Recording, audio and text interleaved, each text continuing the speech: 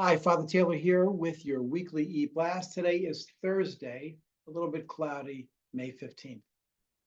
First of all, thank you. Thank you to everyone who had some role in participating in, attending, contributing, helping with setups, hospitality, running the elevator, and of course, the tapestry singers. It is a great thing that we do. It is really a great big deal that we get together and we raise money for these medical clinics in Kateri, particularly in these areas where people who would otherwise not get medical care get this medical attention. So this is a big deal. So we've spoken about that, but there's a lot that goes in. I just want to make sure that we are able to say thank you to everyone that helps put that on.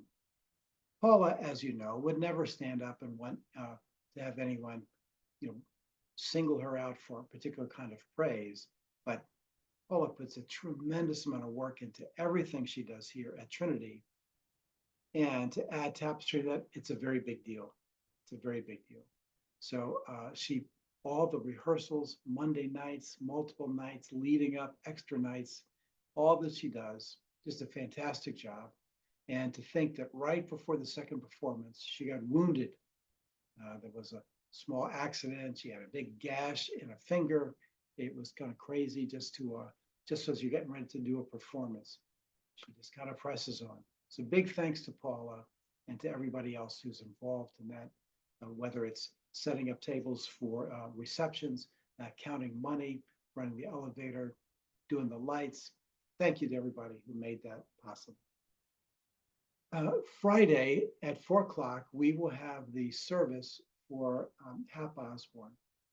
And we will be able to, as we always say, to celebrate and honor his life, to grieve and to grieve with his family, and to remember the depth of our hope. The resurrection of Jesus and the idea of life after death is not just a consolation, because to have someone you love taken from you at just about any age, you know, what's the consolation? It's not a consolation prize like, sorry, but you also get extra.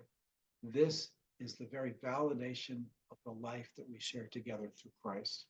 Life now, and life after death, and life in the world to come.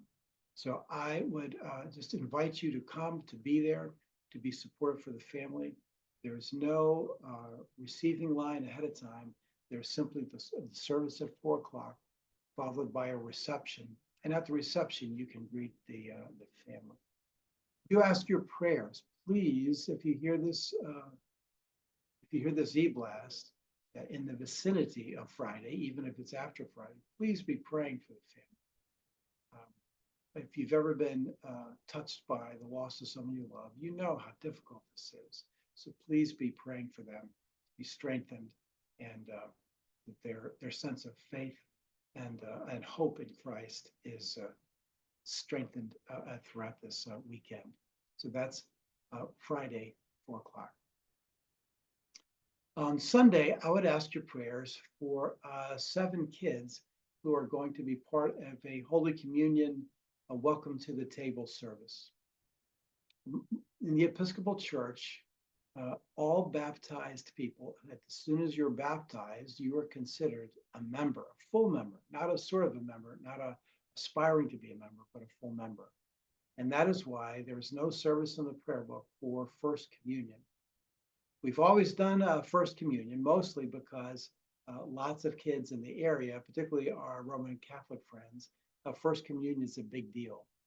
If you happen to have grown up Catholic, or if you're Irish, Polish, or any of the more genetically focused Roman Catholic backgrounds, you know that everybody shows up for First Communion. It's a great way to celebrate kids, kind of a rite of passage.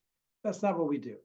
Kids are welcome to the table, but we do take a pause and give some classes in helping to explain, develop, help them to grow in their understanding of what takes place at communion. So we've got 7 kids that have just come through 3 weeks of classes, and they'll be participating in the service. I would ask you to pray for them and their families. So think about this. How often do you have kids? It's very exciting. They love church, but as soon as they start playing sports, it's almost like that becomes the new church in a way. And I don't say that as a condemnation, because my kids played sports and were very heavy into sports.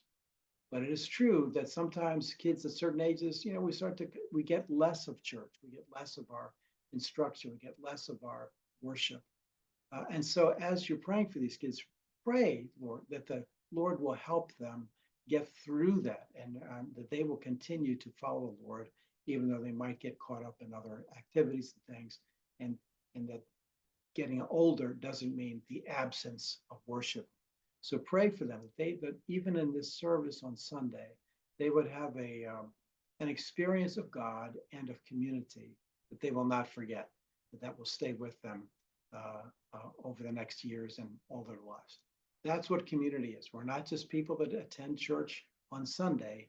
We're a community. Community means participation and responsibility. So this is one of your responsibilities. So be there for these 7 kids as they participate in the service. Last night we had the last of our current series of the Rabbi and Rev. Everybody, if you didn't go, we didn't watch, let me just tell you, every person in that room, both from Farmington Valley Jewish community and our community, says, wow, we got to keep doing this. We love this.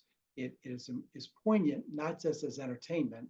It's poignant because it bridges and makes relationships between the Jewish community here in our area and us. And so we hope to further that, perhaps to have folks from FVJC come over here, and then us sort of go over there for services. We've been invited, and we're inviting them. Maybe we'll have a kind of big kind of reception sit down just to meet our friends. So lots of good questions, lots of good discussion, and lots of good banter between the rabbi and myself. That probably will pick up again after we get through the summer. So anyway, God bless you. Continue to pray for the mission of Jesus in our church and through our church. Pray for those kids. Pray for the Osborne families and our community with the loss of Hap as we commit him to the Lord. And hopefully we will see you this weekend. Thank you so much.